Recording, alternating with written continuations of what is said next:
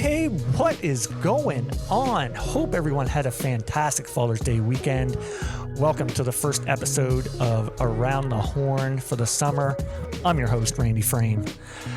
So here we go. This episode, it's going to be a bi-weekly thing going forward now. Hopey and I touch on it here in the opener.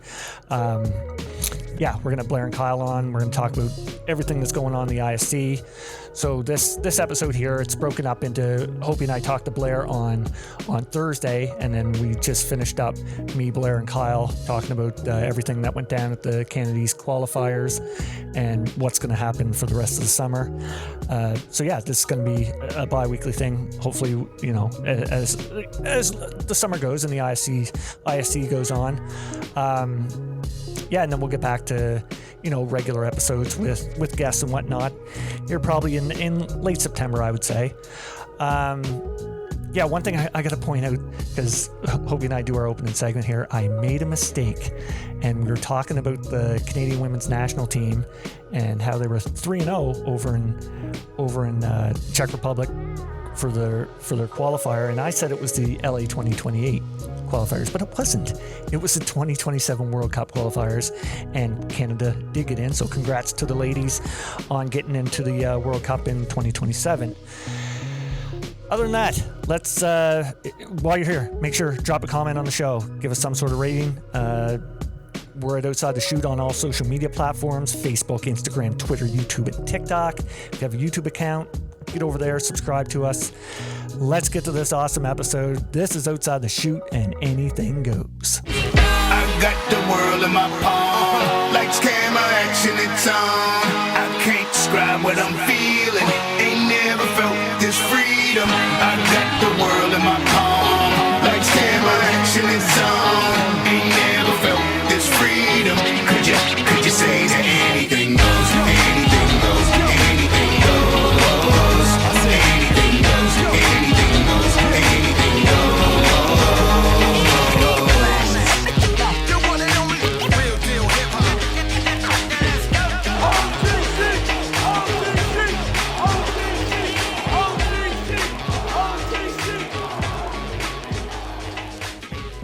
Hopey. Welcome back. We're back. Welcome back. Yeah, it's been busy. It has been busy. Yeah.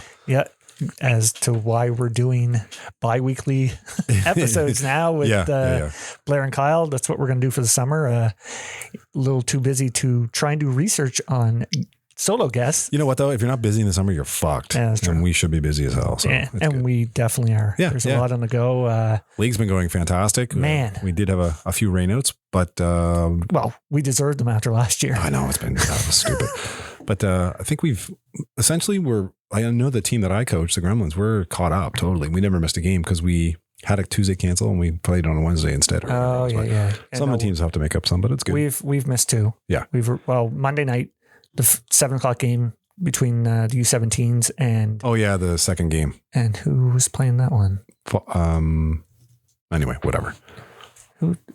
It doesn't matter. I don't know. Anyway, so we were all there. We were ready to play the 9:00 game, and the ump said, "Nope, it's too wet." So, unfortunately, but it's too wet, and you traveled all the way from New Glasgow, and I had to pay $390 to umpire a game, and then you cancel it. You motherfucker! No, man. Anyway, it's been going well. We got to do what we got to do. But senior side's been it's good. Every game's been competitive. Very, very good. There hasn't been a single. They're all been close. Yeah, really close. Yeah, which is good to see. Yeah. Funny thing on the intermediate side, I mean, there's been it's the first 4 games of the season all were blowouts, but the teams were all 1-on-1 after it. Yeah, everybody blew each other out. It was just a weird. It was a weird thing. So everything's it's all close across the board, and it's good to see. Well. I can't wait to get back playing. Man, poor bastard. Oh, stupid knees. It's called old. I know, man, but You'll be fine. I still run the team and go coach. Yeah, man. That's all I do. And of course, Hayde plays on the team too. Of course, that's why you want to be there. So I actually pinch hit for him the other night, which I probably shouldn't have considering, but it was. It's kind of funny. So you know how I'm pretty good at picking pitchers' pitches. If I watch them long enough, I can see something. So I was sitting there, I was watching Ewan White pitch and his changeup. I was like, there's a sign. And then I kept watching again. And then he had two. I picked two things off the change up for him. Yeah. So I was like, well, I got to talk to him after the game. Right. So we were down by 1 going to the bottom of the 6th. And Hayden was coming up and we got a runner on. I was like, I was the only one. We only had 9 guys. So I was the only one there. And I was like, all right, I hate to do this to him, but I got to pinch it because I knew if he's going to throw me a change up, I know it's going to be there. So anyway, I get up. Not to mention, you don't care if his mother gets mad at you because you're divorced. That's right. She was there watching too. Yeah. Anyway, so I get in the batter's box and run her on, and I see like what it was. Whitey he was flexing his forearm. Yeah. I could tell just by the way he was. I was like, oh, first pitch, here comes a change up. So in my head, I'm like, don't swing on it. Because timing for me with change-ups is like, it's like you too. Like you hate change-ups. Fucking right. So I laid off. Sure enough, it was change-up. Next pitch come, and I didn't see anything. So I was like, okay, it's coming in hard. So I read back. Oh, I just missed it. Fouled straight back. So then I think Cooper was catching. And he was just like, well, he was on that. Let's throw another change in again. I saw I was like, all right, I got to go for it. Yeah. Popped out the right field, skied it. Oh, I was shit. like, damn it. But anyway, so yeah, that's been my only action so far in league. But not terrible. I'm going to physio now. I went to the doctor and she told me start going to physio and went to my first appointment this past Tuesday and they think that they can get me up and going within 2 to 3 weeks. That's good, man. Good stuff. Just in time for our intermediate Graham Eisner. That's right. So, good stuff. Yeah. Speaking of the Graham Eisner, senior side is next weekend. Yep. We have what it's looking like is the Mastodons. Yeah, essentially it's not really a senior tournament. Yeah, it's the Mastodons, U23, U20, and U17. Exactly. Which, the whole reason why we do is because we want to play. So. Exactly. And it's going to be good competition for everybody involved, right? For sure. And then we head to Kitchener the next weekend. That's right too. Yeah. Nice. Yeah. Busy for you guys. So the Mastodons, you guys got a busy schedule coming up, don't you? Yeah, I mean, quite busy. We're going to Kitchener and then we have a couple weeks off. Then we go to Tavistock. Let's talk about that schedule. We got a really easy schedule. So Jeff Roth, who's hosting the tournament, great guy. He sent me the schedule and we play JDT the first game. Yep. Then Oshweekend, the second game. And then we have the Gremlins. Let's finish it off with the Gremlins. And then we have Hill United Chiefs. You know what though? Honestly, that's awesome for boys. We're not going there thinking that we're going to win this thing. We're going there to compete and we want to gain the experience. So we're super excited about it. Absolutely. Yeah. I love the fact that I'm going to be able to watch you guys on Softball Premier. That's right. Yes, that's right. Against Hill. Yeah. That's going to be awesome. I might go up in the booth with Blair and just freaking commentate while we're playing.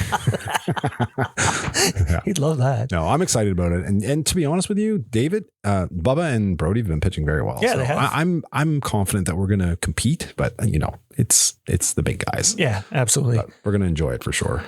Do you have your schedule for Kitchener? I may, but I don't know where it is. Okay. I don't even remember looking at it, to be honest. Right on. Yeah. Happy birthday, Jason Sandman. Sandy's birthday today. Yes. Today's Thursday, by the way. Oh, yes. Happy, what are you, 30? 40 something? Anyway, happy birthday, Sandy. Like I was saying before we started recording, love to see him play another game. Yeah, for sure. I'm sure he'd love to as well. Yep. Love to get him on the podcast. Yeah. We're going to touch, carp tournament. Yeah. Boys did pretty good up in carp. They did very well, yeah. U23s walked away with the win. Yeah. It's good to see. The competition was good. Jeff said it was, they had some pretty big pitchers there. I think, who was the... Pepe. Yeah, Pepe was there. Yeah. And the boys didn't... Clayton Robinson. Pepe, the boys faced 8 batters, not one strikeout. Oh, wow. And yeah, did you see so Ty got hit. Yeah. First batter after, and there was 2 strikes on him. They took him out, put Luther in. First pitch, Luther cranks it. Buddy jumps over the fence and gets the ball and brings it back. Oh shit. So it would have been a home run. Yeah. I was like, oh my God. But then Ty got re-entered. And I guess he was okay. And then he proceeded there an inning later to get a 2-run single to bring in 2 runs. Yeah. And the boys were all over the ball. That's good. That weekend, which it's good. Actually, shout out to Robbie White for Facebook. giving us a feed on Facebook. Yeah. That was awesome. Thanks, Rob. Yeah. It's been good the last couple of weekends watching ball and sitting on the couch having some beers. I'm getting my fill in for ball. Yeah. No wonder your knees are sore. Yeah. Really though, eh? Freak. So like I said, we're back bi-weekly episodes we're going to be doing with Blair and Kyle. Canada's 3-0 right now. That's right. Oh yeah, the women. Yeah. Let's go. Yeah. Women are 3-0 over in they're in Czechia? Yes, Prague. They're in Prague. Somewhere. Yep. Czech Republic. I don't think it's Czech It's Republic. Czechia, isn't it? Czechia. Yeah, that's right. Yeah, I believe so. I know, they keep changing their name. It used to be Yugoslavia, and no, it wasn't. It was Fuck. Czechoslovakia. That's what it was. Cape Breton. Anyway, yeah, the women's national team 3-0. This is to qualify to get into LA 2028. Wow. So huge tournament. Mm-hmm. It's looking good so far. I was telling you before we start recording here, played Janet Leung made the other day. It was just fantastic. She's so good at short. And actually had a chance to meet her there a couple of months ago when they had the thing over the dome. That's right. Yeah. Yeah. So that was pretty cool. That's cool. Anyway, back to our bi-weekly episodes with Blair and Kyle. Tonight, Blair's just coming on tonight. So we're going to, talk about what's gone on so far throughout the summer, and he's going to tee us up for the Canada East Qualifier this weekend. Yeah. That's in Mitchell, correct? I think it is, yeah. It is, yeah. And then Sunday night, Kyle and Blair are going to come back on, and they're going to recap what happened this weekend. So, that's going to be it should be a good episode when it comes out on Monday. People are going to get their fill of what's been going on in the ISC. I mean, you and I are going to touch off the go here with Blair about the ISC and how good they're doing with their website and social media. Yeah, I mean, for sure. We don't have to harp on it right now, but they're doing a fantastic job. Let's... I got one more thing too. Go. Who wouldn't want 52 cases of Coldstream? Yeah. 1 case a week for the whole year. Who wouldn't want that? If you're in Canada. Shipping anywhere in Canada. This is a fundraiser for the Mastodons, but if anybody's interested, you can e-transfer $20.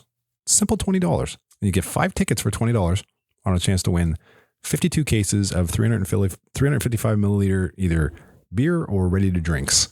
So that's all their chili pops, cream soda, blah, blah, blah, blah, blah, blah, peach iced teas, all of the above. And for people who have not had Coldstream, You're gonna love everything is delicious. Actually, it's going to be in Tavistock. In the beer tent. That's right. Not the beer, but the chili pops and peach iced tea and the Ricky's lemonade or whatever. Oh, they're putting those in there? Yeah. Oh, that's what's available in Ontario right now. Oh, so Jeff has been working with Liam Giffen on getting the Coldstream into the tent. Yeah, so that's fantastic. But at any rate, if you do want to help support us, just send an email transfer to ehdons, that's ehdons@gmail.com, along with your phone number. And if you win, we'll ship it anywhere in Canada. There we go. Let's get to Blair. Oh, wait. Okay, man. What do you got now? About Tim and the Family Guy. Are you looking for a house? I am not looking for a house, but if you are looking for a house or looking to sell your house, you got to get a hold of Tim I, the real estate guy, at 902-499-5717. He's on Facebook at Tim Eisner Royal LePage Atlantic and Hopey. You know what? Today I was driving by the van that's parked in Elmsdale, and there's a new slogan. Because his daughter is now working with him, Jan. Tim and Jan, the real estate fam. Love it. So that's awesome. Let's get to Blair. Sounds good.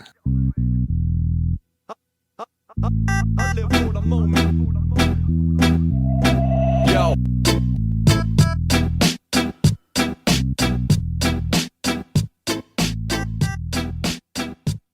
All right, here we go. We're back for the summer with bi-weekly installments of Around the Horn with Blair, Setford, and Kyle Smith. But tonight, as we're recording, Hopey, it's Thursday. It's just Blair. We'll have Kyle on Sunday with Blair when we do the recap of the Canada East Qualifiers. Blair, how's things going up in Ontario this evening?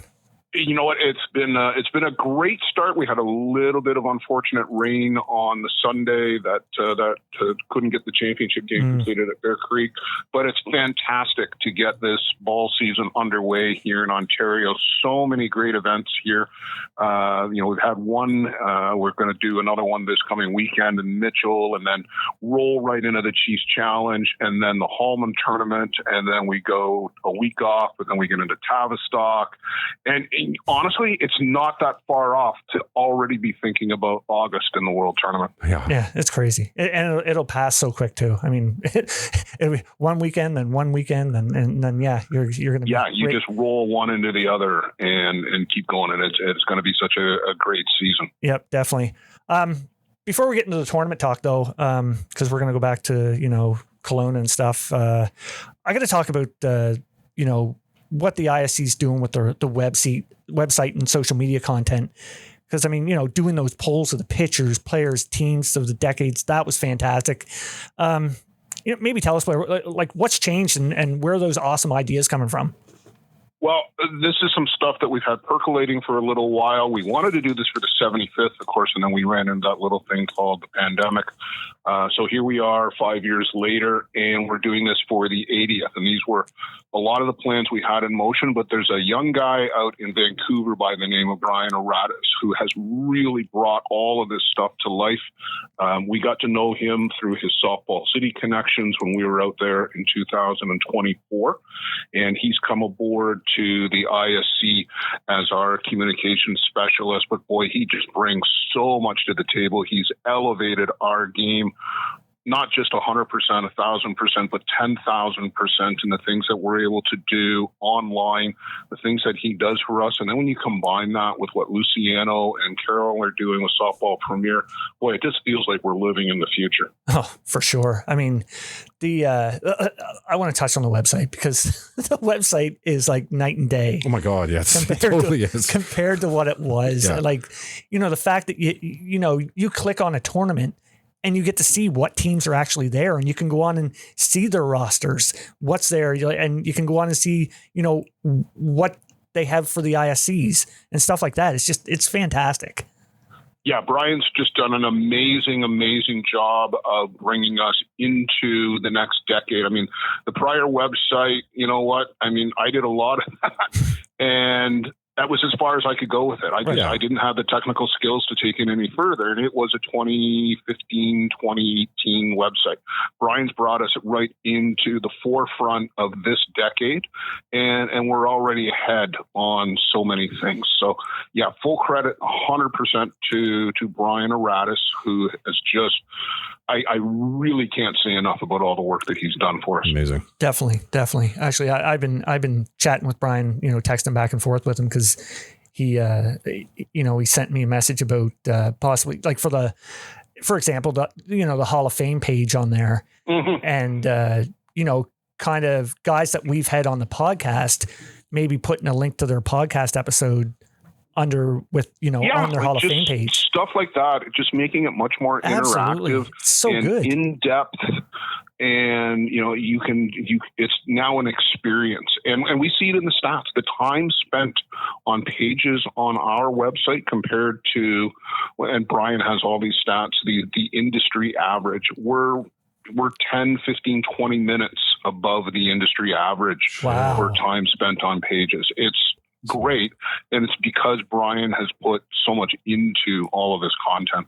Yeah, amazing, awesome, great job, Brian. Nice to know a technical guy. Eh? yeah, it's great. my Vic 20 would not keep up with that shit.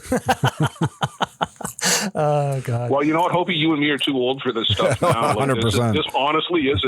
It's a young person's game, and yeah. Like, I feel like I played that role 20 years ago when I came into the ISC, but now I'm the old guy. And Brian exactly. Brian's teaching us all the new tricks. Oh, that's cool. Hey, the all-world list is still a valuable asset to me. I will say that. That's a great PDF file. Yes. So Blair, let's go back to May here. I mean, because you were out there in Kelowna for the May Days tournament, and feels like a lifetime ago, even though it was only 5 weeks ago. Fortunate enough to travel out there with the Chiefs. Peter Labardius was otherwise engaged that weekend and was kind enough to suggest to the Chiefs that I fill in for him for the weekend. So great experience. Adam Donnelly, chap I've known for a long time, joined us at the park along with Luciano and Carol. What a great facility right in downtown, just off the downtown in Kelowna, but in the heart of the city. It's a great park, and Rich Haldane and everybody who's involved with the Kelowna May Days, the Coons family from like 3 generations and almost 4, soon to be 4 generations of the Coons family are involved with that park. And it was a great tournament. I mean, Hill, obviously a little bit class above, but Nick Mead certainly threw a blinder at him. I was going to say that. Like, that was very impressive for Nieder. Like, wow. Nothing. Now he's coming in rolling right off of a really strong World Cup for Canada and for most, but not all the Hill guys, because some of those Hill guys were at that Columbia World Cup as well. Some of them were swinging at live pitches for the first time since last September. Right. And that showed in that game, but full credit to Nick Mead. He threw a great game, and it was fun to watch. Definitely was. Actually, another guy from watching all the games, I watched quite a bit of them. Another guy that impressed me that, really wasn't on my radar at all, but it was Gus Wilson. He had such a great tournament. Yes, he did. And there's a few guys, and Gus is one of them, who are baseball player converts. And Derek Mason has got a few of these guys in his local group, and he's brought them over from baseball, and they're making this conversion. And our good friend Dougie was chatting up Gus all weekend and making sure that we got to know this was his. I think at the time it was his 42nd, then it was his 43rd, then it was his 44th game of softball. And yeah, he really impressed me in the field. He hit the ball well, but there was a number of guys like that who are going to be on the radar screen for sure. Definitely. I had a question about the field, Doug. I mean, you touched on the field, and amazing setup. The field in behind it, was that a baseball field? Yes. Oh, okay. Yeah, I was trying to it kind of looked at it like it from watching on TV. Yeah, they've got an independent league team that plays there. Oh, okay. Yeah. No, the facility looked fantastic. Yeah. So what? I'm trying to remember who ended up winning. Well, Hill ended up winning. They beat Souk that's right, in the final. Souk, I would say, upset the Saskatoon Jacks in the loser bracket final. So it was kind of a tournament where whoever was going to come out of that game was just going to be there for Hill. I mean, Marco Diaz, boy, I know he throws a lot in the off season from North America, but boy, does he look really good already. Mm. And Schofield looked good. Randerson looked good. It was interesting talking to those two as well, Schofield and Randerson on the flight out and the off season work. You guys know all about Schofield, but same thing with Randerson. Puts in a lot of work in the off season, and those guys come in ready to go. Right on. It's good to see. I mean, 100%. That's how you if you're owner of that team, that's how you want to see them coming in. For sure. Oh, absolutely, absolutely. And the professional atmosphere that the Hill family has created, similar to the Gremlins, similar to the Drillers, similar to what they're trying to establish with the Bear Creek teams, it really elevates the game of men's fast pitch, the way that all of these teams carry themselves. Yeah. Absolutely. So I think that's why I'm looking forward to going to the IC, the Hallman tournament and then the Tavistock tournament so much, just to see these teams like in person. Mm-hmm. We watch them a lot on TV, obviously, but I can't wait. Yeah. I mean, you're going to get to be on the field with them. That's pretty cool. Yeah. And I mean, for Hopey, for your guys, just tell them to watch how these guys carry themselves, what they do in between games, how they take care of themselves, how they prepare for the games on the field. It really does make a difference. Absolutely. For sure. So I guess after Kelowna, Blair, what was the Ontario eliminations? following that, was it? Yeah, there was the Ontario eliminations, which was held at the Bear Creek facility. Toronto Batmen came out on top in that one. And I'm not sure what it is about the opportunity to play in the Canadians or playing at the Canadians, but it certainly seems to bring out the best in the Batmen. And they went through that tournament, so they'll be... I guess they're still using that whole old-fashioned Ontario 1 thing that the Canadians, aren't they? So they'll be Ontario 1, and then you've got the Bear Creek Express. Now, I don't know how much or how available Ty Sebastian was for that Ontario weekend. I don't think he was there the whole weekend, so maybe that might have made a difference for the Express. I think he did start the final, but didn't last very long. I don't know how prepped Ty was for that tournament, right. And not putting it down to one guy either, but we all know that Ty is a big part of that. Oh, team. gosh, yes. Yeah. Here's a question about that. So for the Ontario eliminations, is it all Canadians on these teams for the weekend? Or is it? Yep. It is. Okay.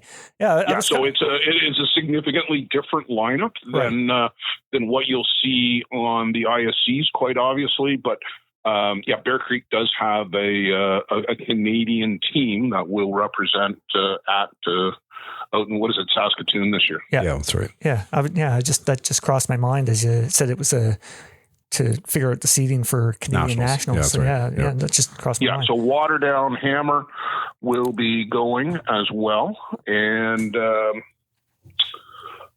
there was a fourth team there too, which Toronto Batman, the junior team, finished fourth. Oh, that's right, the U23 team. Yeah. So because they're being held together at the same time, Donnie Scott and the coaching staff talked with the players, and of course, a great sponsorship they've got with the Skelton family, and they decided, look, we would like to play in both. The rules permit that now, so the U23 Batmen will be one of the 4 Ontario teams, I guess. Jeez, wow. Oh, it's senior nats. It's wow. different. That is different. Pretty cool. That's my understanding. Yeah. Huh.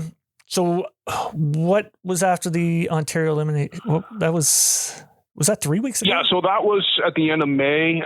Flash forward a couple of weeks to just this past weekend, the Bear Creek Classic. Yeah.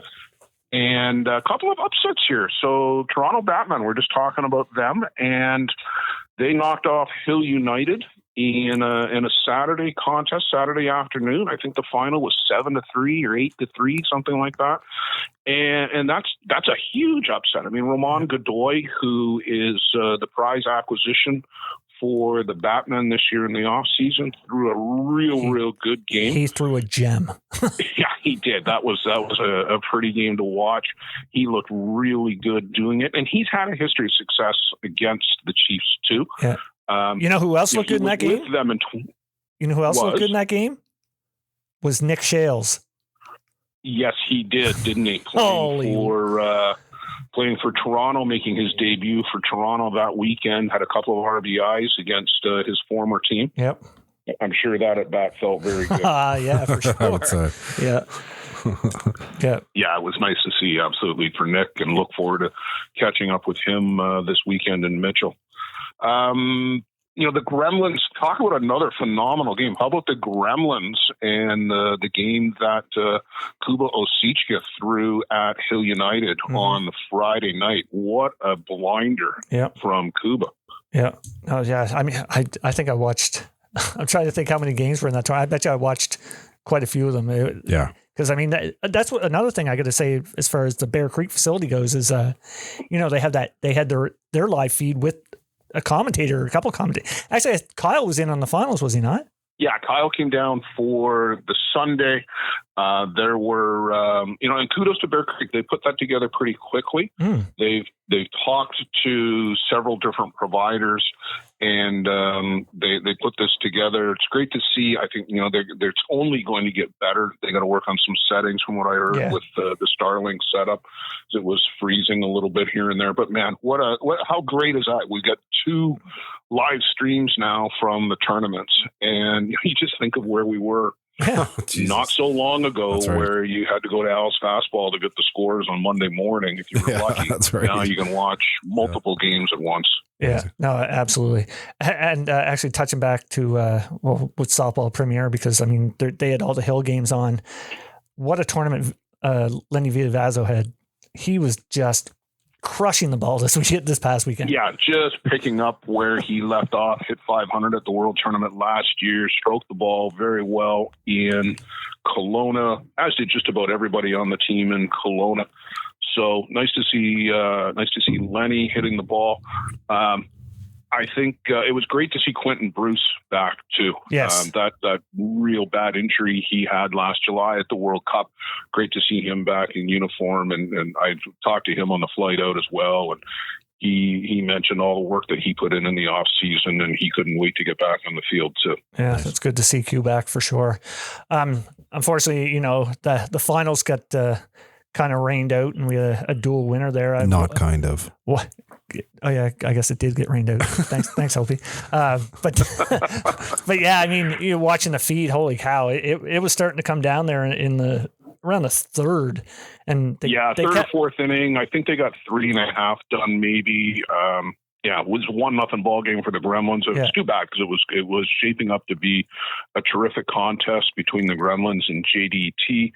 And again, a couple of upsets. The Express didn't make the playoffs. Hill United didn't make the playoffs. So there's number 1 and number 3, the preseason rankings, last year's ISC finalists. So I'm sure they're both going to be geared up for this weekend too. But that's what I love about this whole season right here, right now. The top 6. And then you bring in teams like the Jacks. STK was out for Bear Creek. Jacks are coming in for the Chiefs tournament. And you throw in a couple of teams like Waterdown and the Georgian Bay Giants, who have made some pretty good acquisitions and have got some really good players. And it's going to be such a great season here. Really looking forward to Mitchell and then Simcoe and then Kitchener still. Absolutely. I got a question. Hopey, I think you did too, about the facility. I was kind of just wondering how the facilities looked in Bear Creek. Are they fantastic? Oh, it's tremendous. Yeah. The nothing less. Yeah. So they've got a big main pavilion that's got office space or almost like a banquet space in the backside, and really, nice high-tech bathrooms, super clean, high-tech kitchen. So there's lots of good things going on with the main pavilion. And then there are 2 other concrete pad shade pavilions. One is situated right in between the outfield of the 2 diamonds, and then the other is a little bit more adjacent to the back diamond, which I believe, from what they told me, I just did a site visit there. I had to be in the area for work, and I stopped by. And the back diamond, I believe, is going to be the main diamond for the World Tournament. They're building like a deck VIP viewing area. They kind of modeled it a little bit about what Circle Tap did. I was just going to ask you that. Yeah. Yeah, they've got a deck. So it'll be along the outfield, and that's going to be a great experience. Wow. The dugouts are all brick. It's going to look, well, it already does look great. They've got more things that they're going to do. Scott Cornelius, Elena Cornelius, the whole family and the crew that they've got there, they're all doing a great job. Yeah. I was wondering from watching the feed there, the outfield area, how you can see kind of like it's level with mounds of dirt and whatnot. And I was just wondering, what, that's all going to be grass. And there's concrete walking pads or paved walking paths throughout the park. It's fully accessible.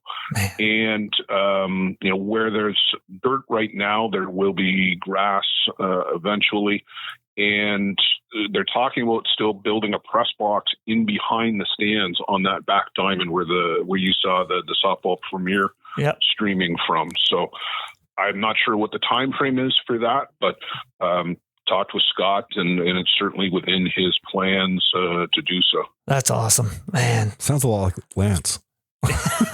Not even close. We have a canteen that's infested with rats, and we have lights, so it's yeah, we got lights. We're good. Fuck. Man. Anyway, Blair. No, it's sorry, guys. I was going to say, let's tee us up for the Canada East Qualifiers this weekend in Mitchell.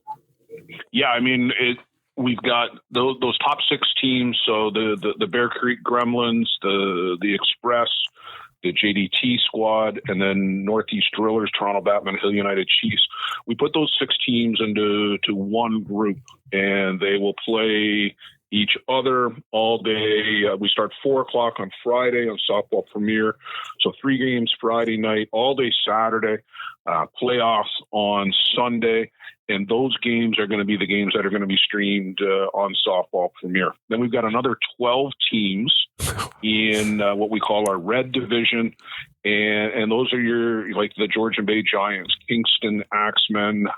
We've got a couple of new teams this year. Puslinch Kodiaks are coming in. Highgate Rock, St. Thomas Elgins are a couple of newer teams.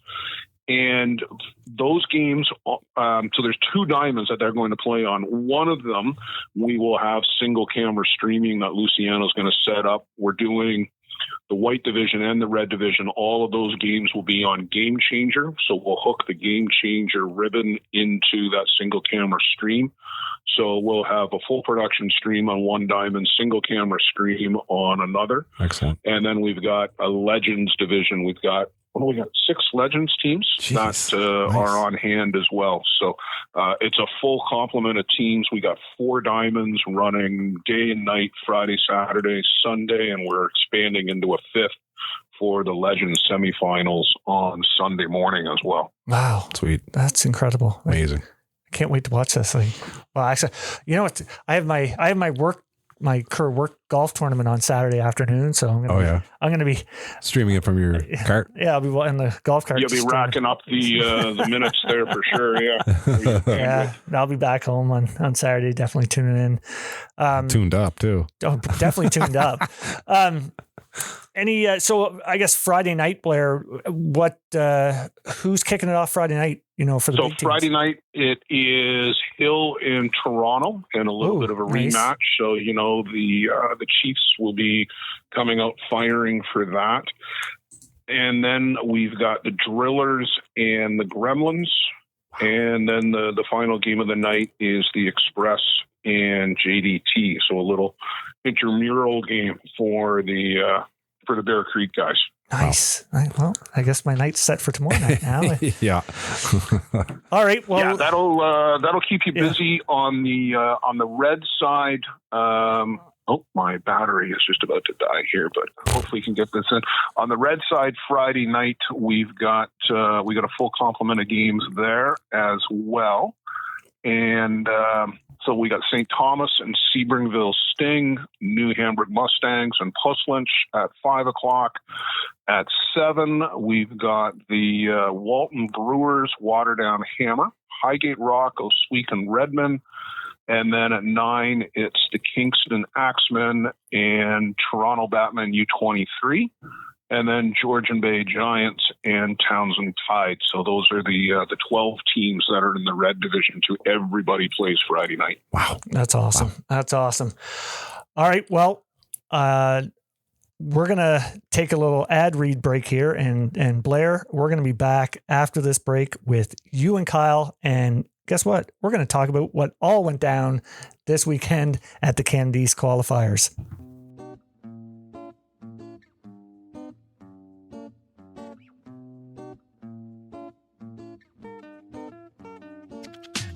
Swing the next evolution of one-piece fast-pitch power, the 2026 Easton Ghost Unlimited Fast-Pitch Bat.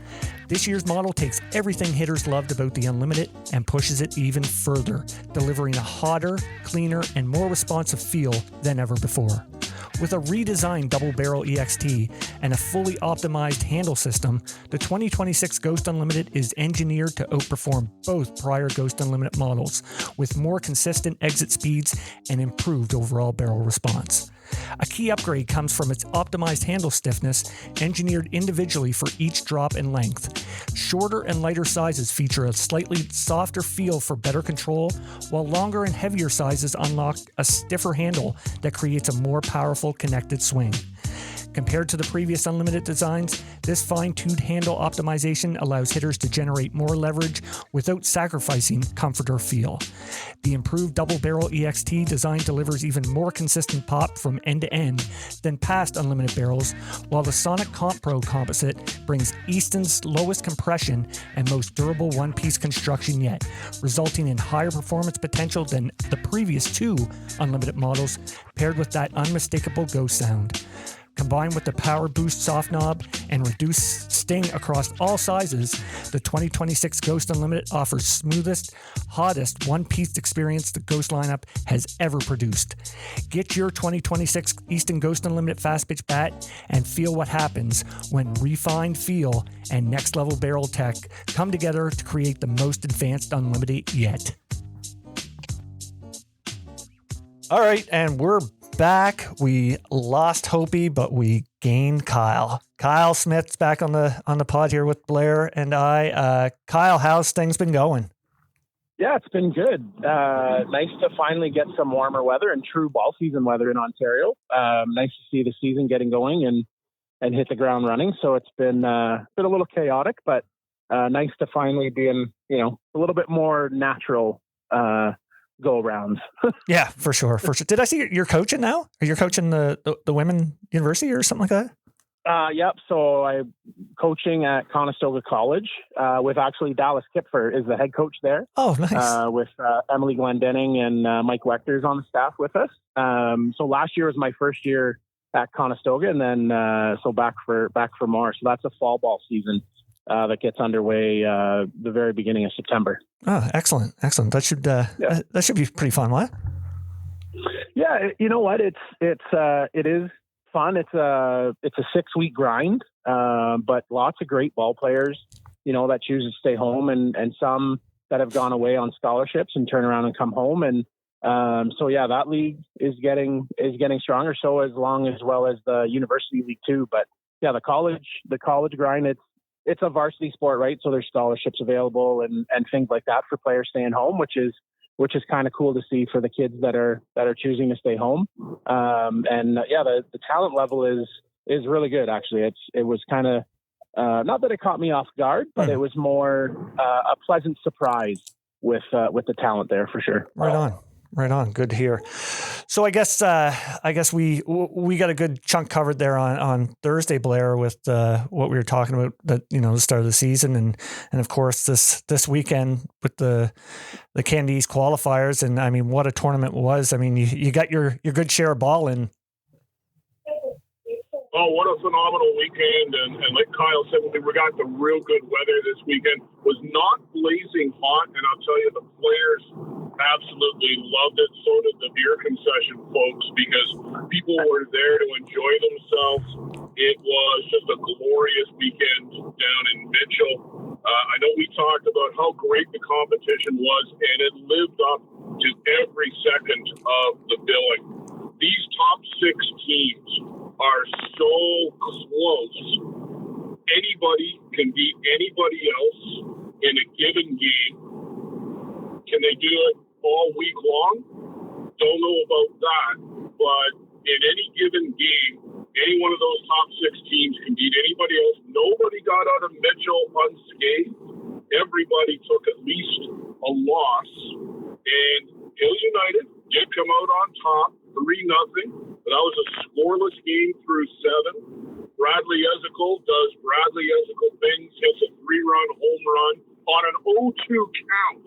I've got it at in the top of the 8th, and that's the difference for the Chiefs. Marco Diaz on relief of Justin Schofield. Marco shuts down the Bear Creek squad. It was a terrific tournament. Lenny Villabazo, who got hurt in the championship game, but in the semifinal, the Chiefs were down 6-0 to JDG. Tony Gonzalez hit a 3-run shot to get them back to 6-5. They tied it up in the 6th. In the 7th, bottom of the 7th, Lenny Villabazo, the guy on, hits one 295 feet for a walk-off home run for the Chiefs to get them into the championship game. Lenny was the MVP of the tournament. Kuba Osika who went 6 shutout innings against the Chiefs. He had a terrific tournament for the Bear Creek Gremlins. He was the top pitcher of the tournament. So that was the white division. And I got to say, we've got 2 more weekends of this coming up at the Chiefs Challenge, the Hallman Invitational. Holy smokes. I don't know how it is going to get any better. Yeah, just to piggyback off that, Blair, I think, you highlighted some players that had great weekends. When you talk about, you mentioned about Kubo Asichka, how he's, kind of stepped into it here this year. I was really impressed with him last weekend. Just had a little bit more snap to the ball than we've seen in the last couple of years. Really picking his spots and just working well out on the mound. He's a guy that, the future is bright for sure. And he's kind of had a little bit of a hiccup the last couple of years where, he's kind of bounced around a few teams, but I think he's found a home here with the Gremlins. And I know I saw at some point Jack Besgrove went down with a little bit of an injury on the weekend. So having a guy going like him and throwing well off the start of the season is definitely an omen for the Bear Creek, for the Gremlins. Well, I talked to a lot of the folks around the park here in Mitchell this weekend, and everybody is real impressed with Kuba and the strides, Kyle, as you just said, the strides that he's made from 25 into 26. So far, he is hands down the most improved player. Yeah. No, I would agree with that. And I mean, Villavazo just continues to impress. Tony Gonzalez is a guy that, a couple years ago you thought might find his way out of the Hill United lineup, but has really turned into a key component of that roster. Every time you turn around, he's coming up with a big hit at points in the game and just a stalwart on defense as well. Yeah, he's been their best player. And if you're watching the broadcast, you heard Peter Labardius with some of the stats on Tony so far this year. 18, 19 RBIs. They've only played 3 terms. That's a season for some guys. And we're not even quite at the halfway mark. So the Chiefs, well-earned championship here in Canada East. Another team from Oswegan won the Red Division, the Oswegan Redmen. And they had a setback against the Waterdown Hammer on Saturday afternoon, but they came back and beat the Hammer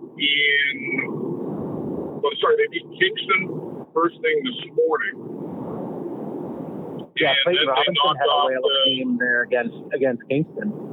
Yeah, he did. He looked really good. I talked to the Kingston guys afterwards, and they're like, we just couldn't get the ball moving whatsoever.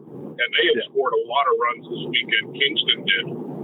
And they just kept rolling. They got to Taiga Onishi early in that championship game. They got 3 early, and that was a difference for Oswegan. And Georgian Bay, boy, I don't know that.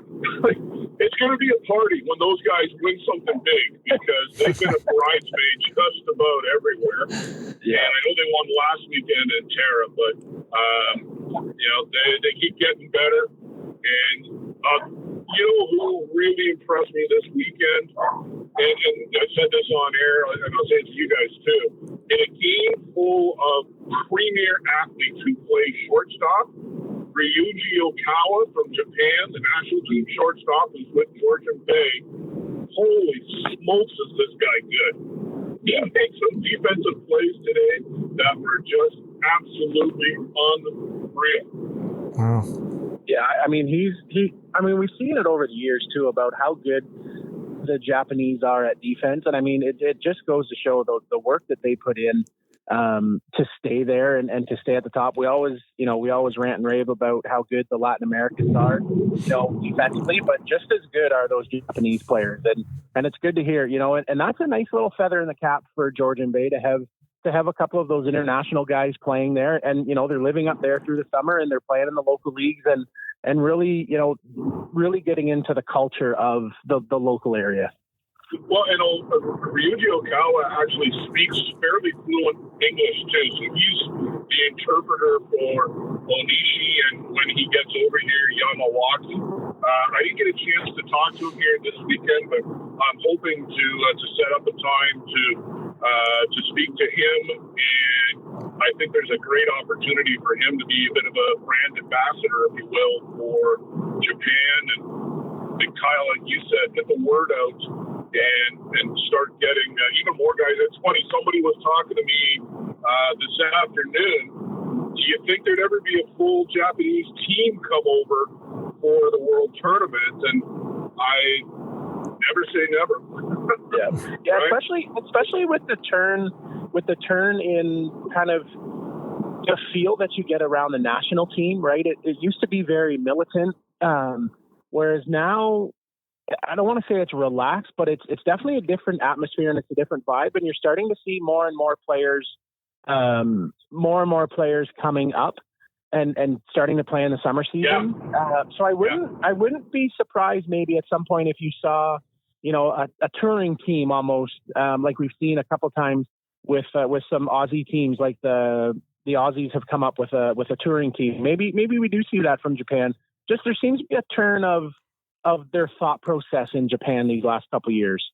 Yeah, well, there's a definite change of opinion, and you referenced it from the national team, where it's been a closed system. They haven't wanted their players to come over here and play in North America, but that's changed. And they're actually, I don't know about encouraging guys, but they're certainly not objecting to anybody coming over to play.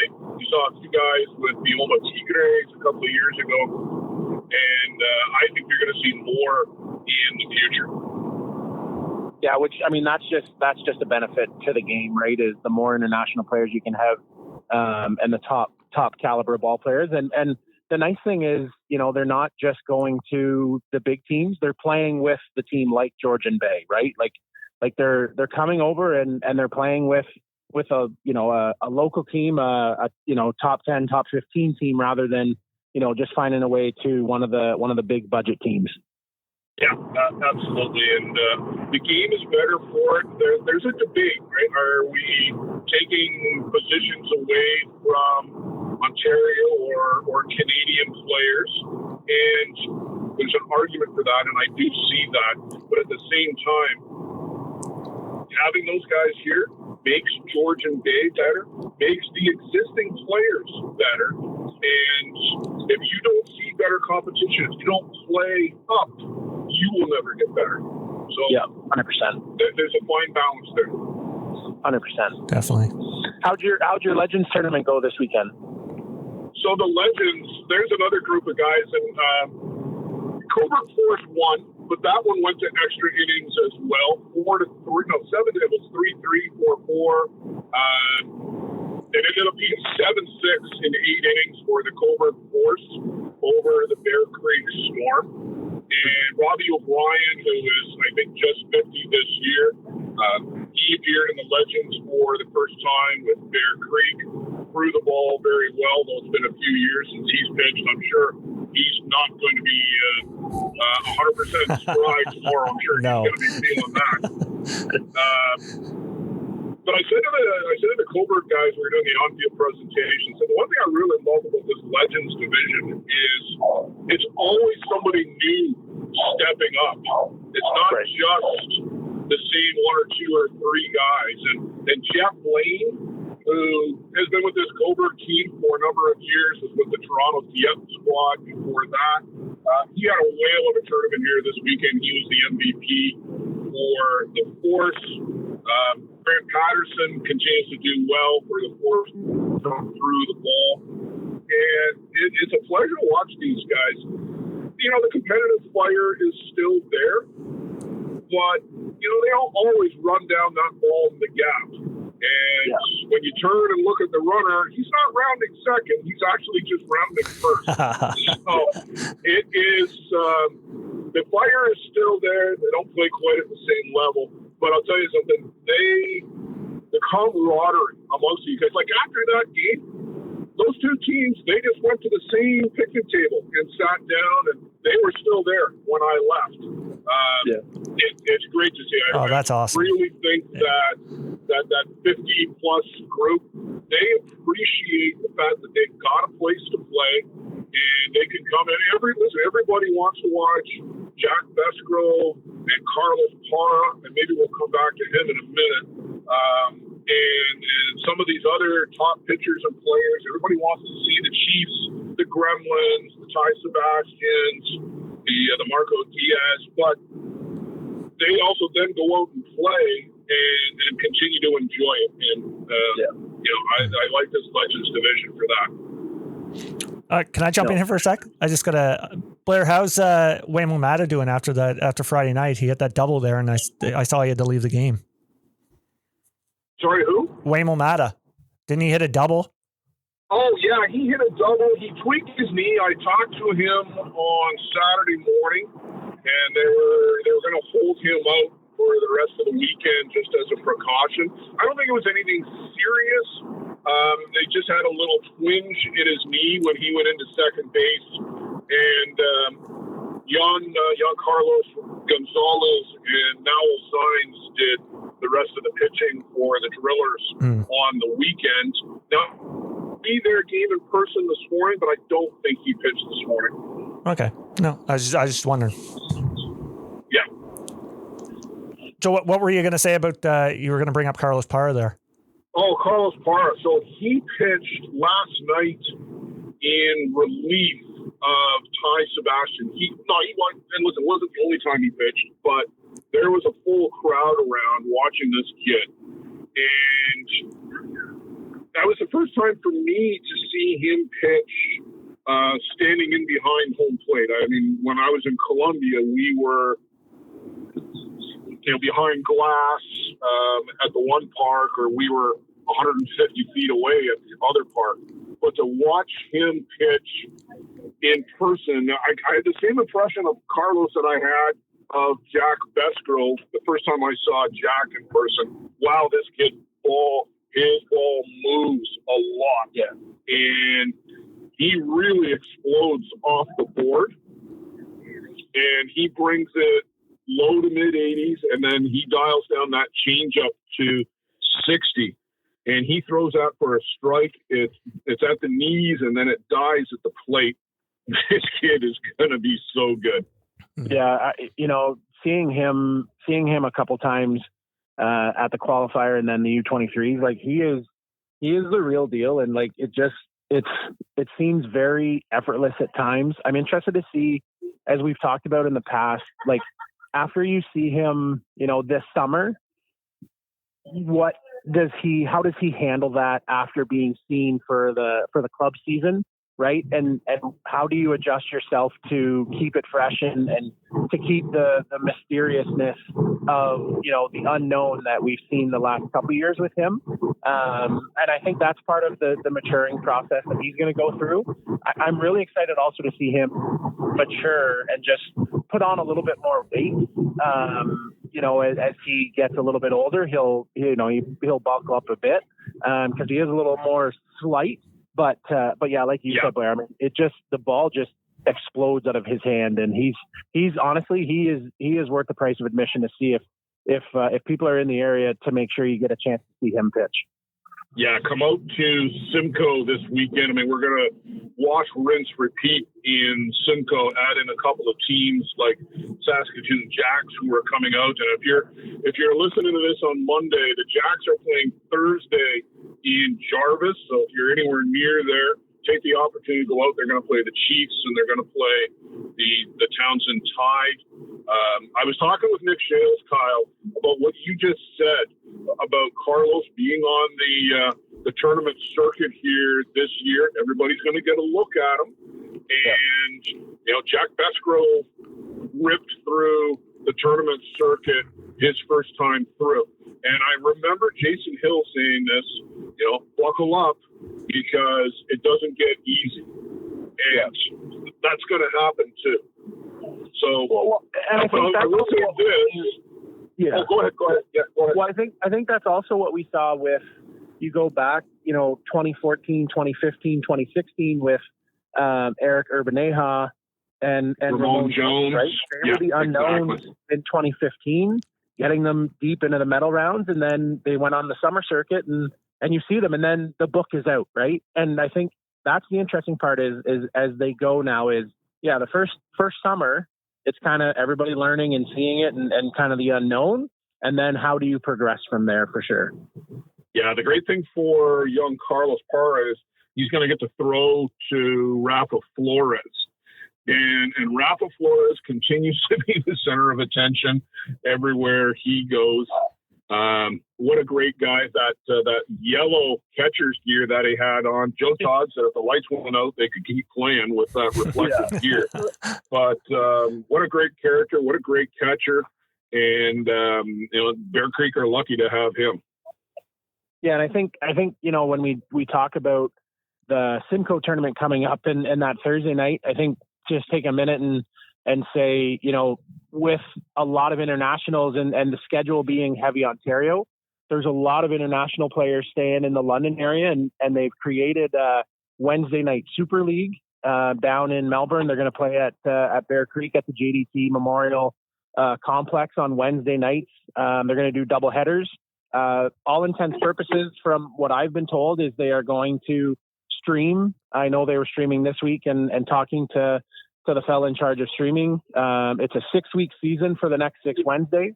So that'll be something else if people are in the area to get a chance to see some fast pitch softball through the week. That would be a great place to get out to and see those guys over the course of the next 6 weeks to see the internationals play one another on a Wednesday night. No, and what a great opportunity to continue to showcase our game on the streaming avenues. And just as we're wrapping up here, guys, I want to give a huge shout out once again to Luciano and Carol for the phenomenal work that they do with Softball Premier TV. Thanks to Peter Labardius, who did the Chief stuff this weekend and a couple of extra games, and to Steve Sabrin, who came down on Saturday and covered a couple of games on Saturday afternoon into the evening to help out as well. It takes a lot to run a 24-team tournament like we did here this weekend. Joe Todd and limited availability. Thanks to Joe, John Gleaming, and several others, AJ Moses from the host committee. Tremendous work by all involved. Yeah, that ISC Canada East tournament, from my experience of being on the, as part of the commissioners back a few years ago, the work that goes into it, you got to give yourself a big round of applause, Blair, for your efforts and everything that you do and behind the scenes. Because without that, that tournament doesn't happen. And you're right, like with the hosts and umpires and everybody, but give yourself a big pat on the back for all your efforts with everything that you do, not just with the ISC Canada East, but especially this weekend, but just in general through softball. You deserve all the accolades that can get sent your way. 100%. Well, thank you for that. It was a great weekend, and looking forward to being at Simcoe for the Chiefs Challenge next week. And I think you said you might be able to get over to the Holman Invitational the weekend after that. We're halfway through this 4-week swing of the summer of fastball here in Ontario, and then we'll get into a week's break, but then we're right back at it in Tavistock in July. Yeah, it's really exciting to see this. I've been talking to a lot of people around my area about getting out to see these events, because how much softball we have in the area, and you can't get much better to get there and see it in person. So I've been getting a lot of people out and trying to get everybody out to see it, because it's the world's best are here, and it's something you need to see for sure.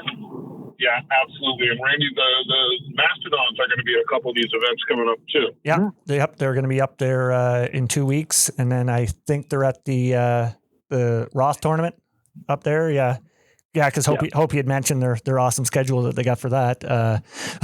But that's going to be an eye opener for the boys down here, getting to play all those top teams. But like we said, it's going to be good for them as well. Yeah, great stuff.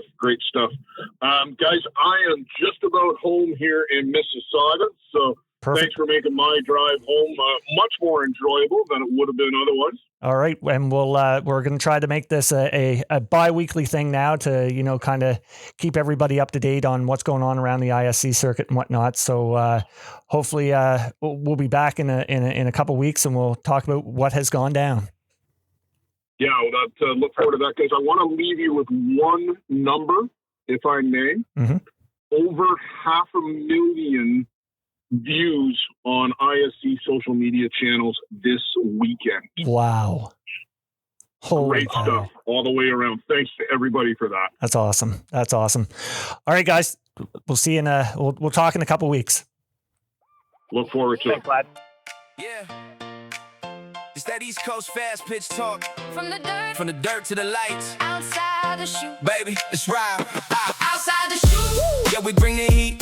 Fast pitch legends every time we speak. From the Back row straight. to the big leagues. Whole softball world tuning every week. Outside the chute. We don't do it small. Hall of Famers picking up the call. Stories from the diamond rise and the fall. If you love the game, then you know it's for y'all. Yeah, late night grind with the mics turned up. Talking ISC while the whole world stuck. Breaking down swings, rise balls, gloves. Every guest got a story full of pain and love. From Nova Scotia all across the map.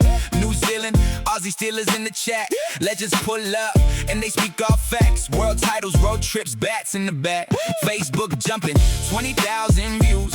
Fans locked in every time we drop news. From Elk Park nights to the biggest stage. Still got dirt stains all over the page. Built this thing from a passion for the game.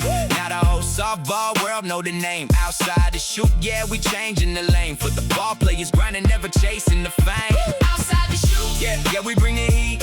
Fast pitch legends every time we speak. From the back row straight. To the big leagues, whole softball world tuning every week. Outside the chute. We don't do it small. Hall of Famers picking up the call. Stories from the diamond rise and the fall. If you love the game, then you know it's for y'all. Long ride, Bud Lights, under the stars. Everybody dreaming about the next big part. Cleats in the trunk and the bats all tape. Trying to hit bombs with the pressure late. Got the old school vets and the young guns too. Every episode something real come through. No filters here, just respect for the grind. For the pitchers throwing gas and the hitters on time. Hilly lolly gooly gone, names go deep.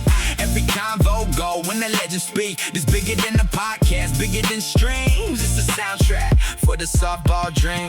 From the Maritimes to the world stage lights, we keep this game alive every single night. One mic, one squad, one love, one crew. If you live for fast pitch, this for you. Yeah, we bring the heat. Fast pitch legends every time we speak. From the back row straight to the big leagues, whole softball world tuning every week. outside the chute. Get a movement real. Outside the chute. Built from the field. Outside the chute. Podcast king was on the rise. Fast pitch forever. Now throw it to the sky.